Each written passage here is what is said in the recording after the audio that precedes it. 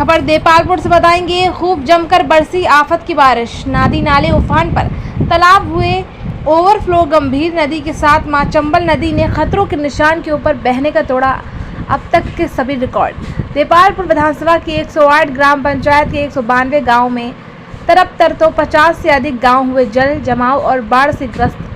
तहसील मुख्यालय में करीब 7 किलोमीटर दूर वाले गांव में जबरेश्वर सेना ने मोर्चा संभाला और मीडिया प्रभारी ने जाना ग्रामीणों से आपदा प्रबंधन और बाढ़ राहत बचाव टीम और जनप्रतिनिधियों की राहत सहयोग की जमीनी हकीकत।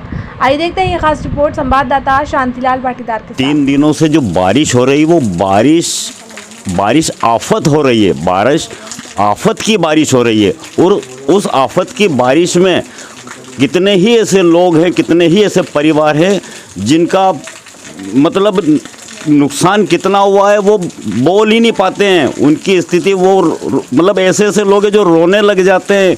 इस गांव करके में जो नुकसान हुआ है, यहाँ के लोग, नुकसान तो ठीक है, रात में स्थिति ये थी कि यहाँ लोग, गांव डूबने की कगार पर था। लोग अपनी जान बचाने के लिए किस तरह से यहाँ भागा दौड़ी मचा रहे थे, उस स्थिति को देखते हुए यहाँ पर हम पहुँचे करकी गांव में। हम कुछ लोगों से, यहाँ के जो स्थानीय लोग हैं, उनसे हम बात करते हैं किस तरह से यहाँ पर। आपका नाम? मेरा नाम पृथ्वीराज चौहान है, मैं गांव करकी से हूँ। और यहाँ पर चंबल नदी ने इतना भयंकर पानी आ गया था कि यहाँ रहने की व्यवस्था सही से नहीं थी और सब दूर से चारों तरफ से गांव को घेर लिया पानी ने। और चंबल नदी में इतना पानी आ गया था कि बच्चा रात भर सोया नहीं और सभी लोग पूरी रात जागते रहे। और यहाँ पर इतनी खतरनाक ये थी कि देखने लायक दृश्य था रात में।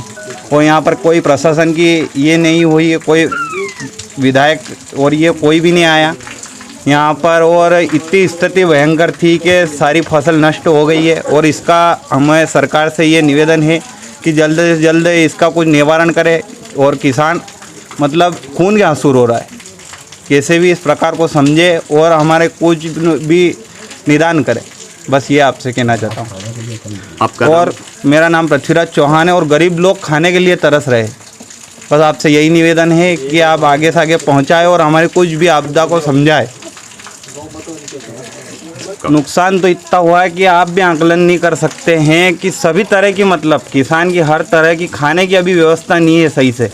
सबका, किसी का गेहूं, राशन सब बह गया है और मतलब बिस्तर सब सोने की व्यवस्था नहीं है। अभी चारों तरफ पानी से घेर लिया और आप आए तो अभी आपको पता चला है कि अभी रास्ता खुला है, मतलब 1 घंटे से। और 3 दिन से लगातार बारिश हो रही है। अभी इस स्थिति में कौन, जो जनप्रतिनिधि आपके गांव में कौन आए हैं, क्या आपने, कौन किसी ने आपकी सुध ली? रात में राजेंद्र जी चौधरी आए थे और उनने बताया था कि कभी ज़्यादा कुछ हो जाए तो हमारी टीम बाहर निकालेगी। वो आए थे। और जैसे हमारे गांव के बाहर भी बहुत सारे, एक रुदन जी सरपंच जी है, राजेश जी शास्त्री है, अर्जुन पटेल जी है, उन्होंने बाहर लोग उनको बचाया है और बाहर भी कुछ रेस्क्यू किया है उनने। और वहाँ पर संभाला है, रात भर रखा है और अभी छोड़ने आया है गाँव में बाहर के जो है मेन, हाँ, जिसको हम हृदय से हिंदू सम्राट कहते हैं, हाँ, वो हमारे आदरणीय भाई साहब है। वो स्थायी यहाँ के उम्मीदवार अगर जो थे, उनको कुछ भी समझ लें हम, तो वो आ गए। नहीं तो अभी तक बाहर से ना, इसके अलावा कोई जनप्रतिनिधि, ना तो जनप्रतिनिधि आना तो ठीक है, लेकिन सभी पार्टियों के नेताओं के पास हमारे गांव वालों के सभी के नंबर है।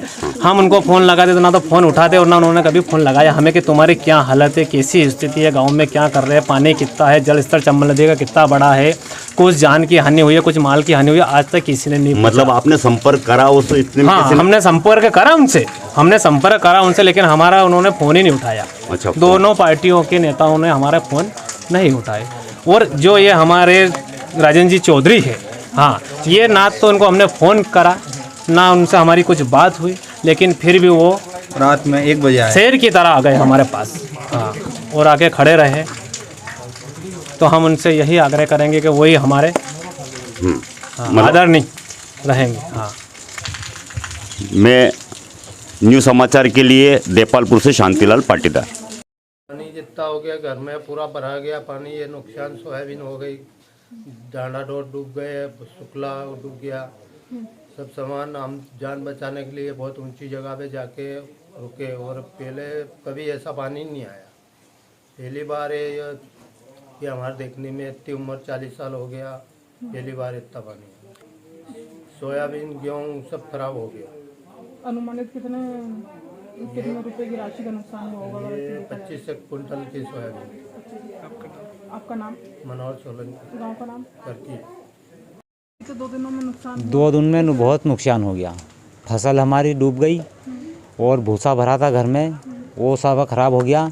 गेहूँ रखे थे वो भी ख़राब हो गई, लहसुन रखी थी वो भी ख़राब हो गई, और प्याज देखे ना, प्याज वो बाहर आ गए निकल के। आप देख लो, स्थिति तो देख रहे हो क्या पोजीशन चल रही है। किसी प्रकार की कोई जनहानि वगैरह हुई? ये तो कुछ नहीं हुई है, पर बाकी ये नुकसान हुआ हमारा।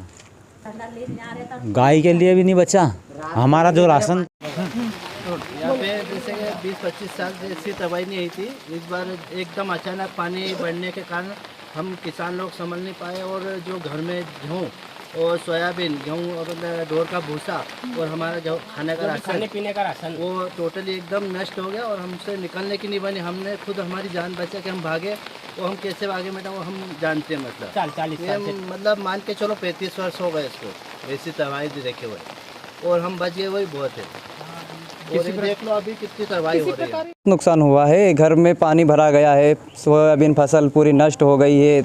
हर घर में प्याज भरे हुए थे, प्याज खराब हो गए। मवेशियों के लिए भूसा भरा हुआ था वो भी पूरी तरह से नष्ट हो गया है।